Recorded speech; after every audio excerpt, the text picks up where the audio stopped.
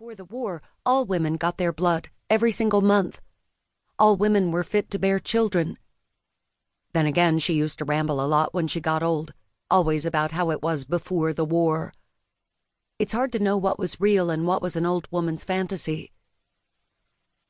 When my blood came, my parents had to submit my DNA for testing. I still don't know what DNA is, but I had to spit into a cup and they sent it away with a Xalaran soldier. I had almost forgotten about it when we got the news. My DNA was compatible. After that, my life was no longer my own. There was a ticking clock, my 20th birthday, and I'd be sent away.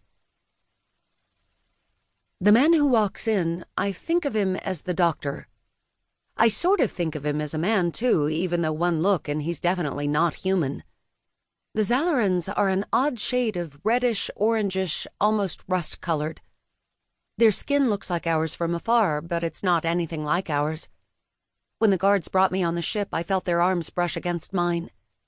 Their skin is warm, like really warm, which is probably why they don't get cold.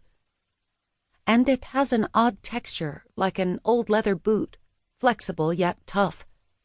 They're huge, hulking, muscled in a way that no Earthman could ever be, especially not after the war poisoned the land. Their faces look like ours, which is why I keep thinking of them as men. They have no hair. Their heads have raised bumps about the size of a coin. They don't protrude that much, giving their heads a sleek look. The guards are decorated with jewelry on their arms, cuffs and bangles that look suspiciously like they were carved out of bone. Their teeth look human, except they have 2 sets of canine teeth instead of 1, 4 fangs on top and 4 on the bottom.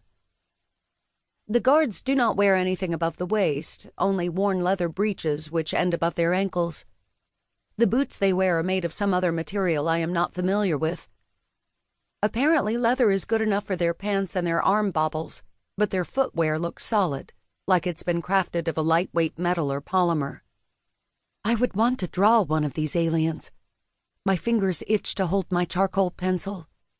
It would be a challenge to get the shading on their heads correct, but the real challenge of my artistic talent would be to capture the raw sense of unrestraint that I feel coming off of the aliens. What they possess is not an animal, feral, unthinking brutality. They are civilized, though their civilization is steeped in violence. They are clever. Their eyes are sharp with cunning and intelligence that most of the villagers on Earth don't have. To draw both of those dueling and contradictory qualities, brute force and a quick mind, would be a challenge indeed.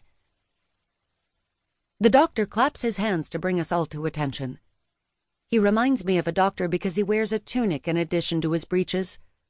He doesn't carry a weapons stick, but instead carries a white polymer case that's filled with different instruments and tools.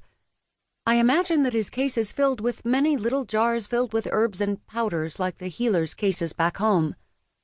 Except I know better. It's filled with cold metal instruments. He also reminds me of a doctor because he was the one who inspected me. When I entered the spaceship, the guard scanned the barcode tattoo marking on my shoulder and then put me in a small room where I waited alone. I waited and waited until the doctor came in. He told me to take off my clothes. I expected him to leer and fondle me. My hands shook as I removed my clothing.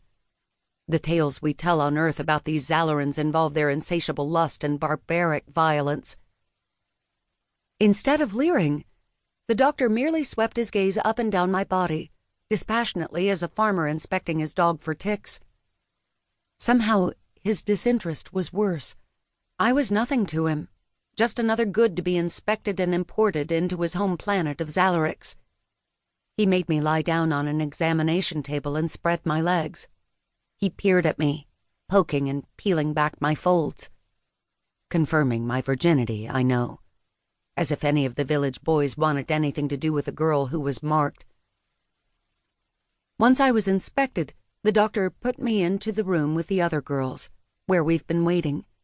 They haven't bothered to give us clothes, haven't bothered to tell us what is going to happen, where we are going to go. And why should they bother? To them, this room full of trembling girls, we're like cows in the barn. The doctor approached